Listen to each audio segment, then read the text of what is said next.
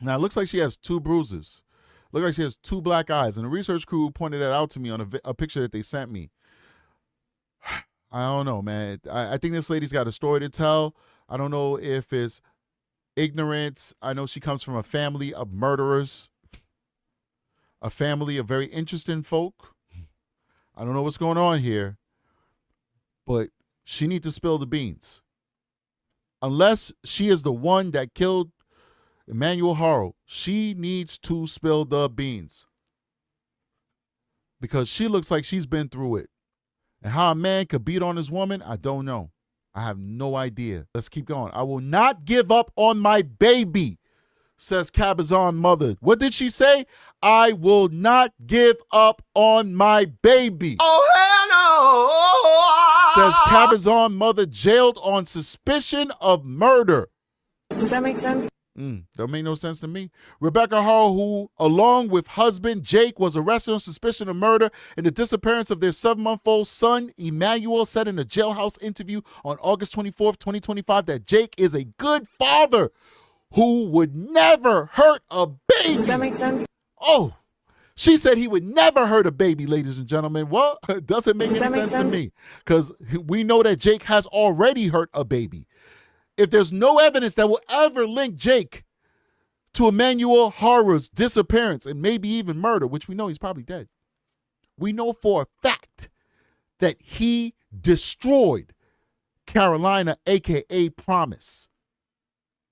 We know for a fact he destroyed that little girl who's now operating with 3% of her brain function, who cannot eat on her own, who cannot use the restroom on her own, who cannot walk, who cannot talk, who has to have phlegm cleared out of her throat every couple of hours. Otherwise, she will literally choke on her own phlegm and pass away. That is the legacy of Jake Haro.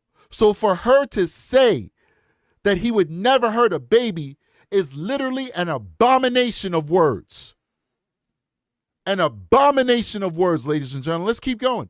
A subdued Rebecca Haro sat hunched over in a 7th-floor inmate visiting area of the Robert Presley Detention Center in Riverside on Sunday morning and said she wished she were out there searching for her missing 7-month-old son, Emmanuel. Oh, hell no. You couldn't make this stuff up. The delusions of these criminals, ladies and gentlemen. I will not give up.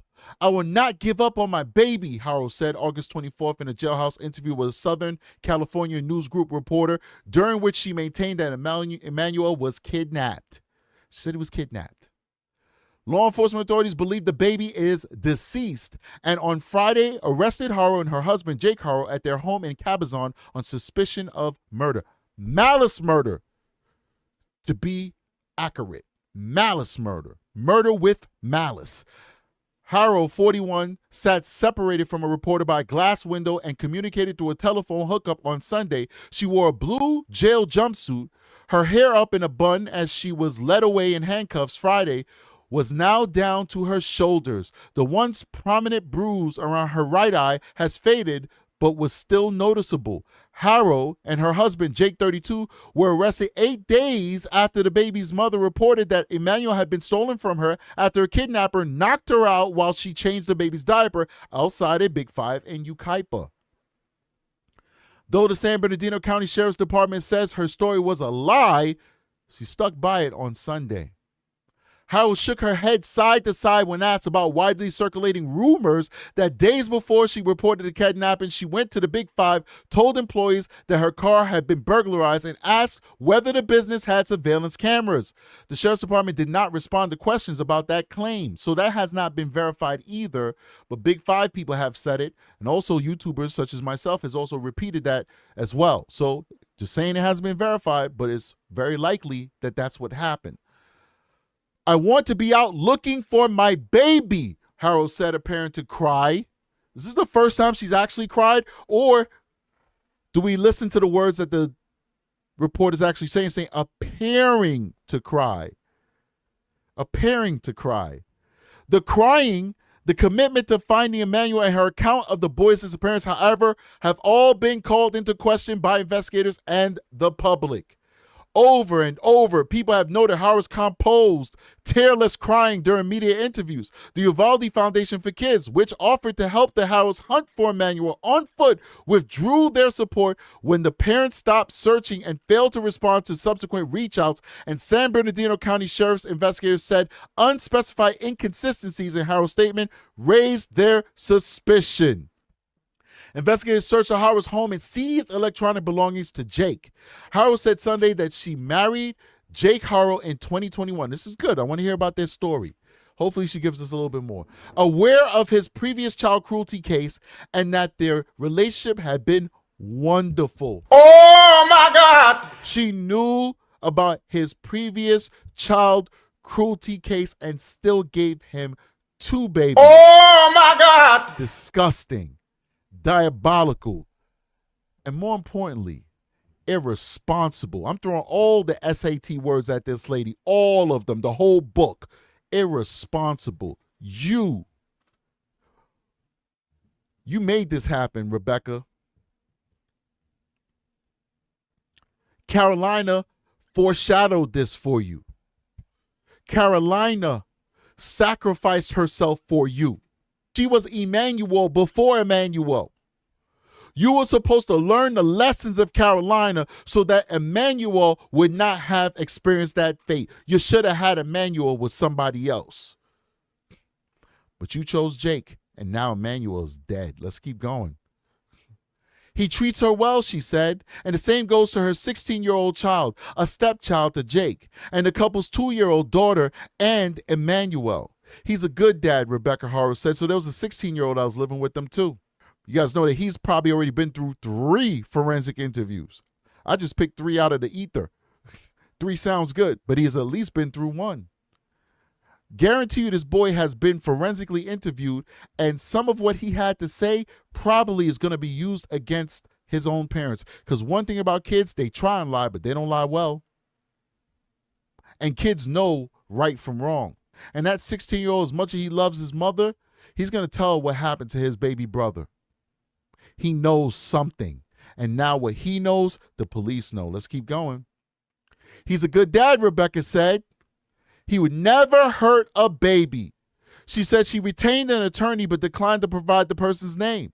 The Haros have not been charged. A tentative court date of August 26th has been set. Jake Haro, initially booked into the Riverside Jail, is now incarcerated at the Larry D. Smith Correctional Facility in Banning. Could have been because he has threats against his life. Could be because of the high-profile nature of his case. Could be because he needs protected custody and they don't have protected custody. Or maybe their protected custody is filled in the Riverside Jail. Could be a lot of reasons as to why they moved Jake. Let's keep going.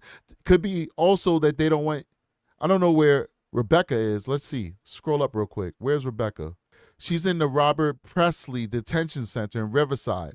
So it could also be that they don't want them to have any means of communication, because believe me, if there's a will, there's a way in prison. You can get a note from one end of the prison to the other if you have enough cigarettes. So I think they probably removed them for safety reasons or for the integrity of the case so that they don't collaborate, that they don't talk. Both are being held without the possibility of bail. Good. No bail for these losers. All right. I think that's it on that one.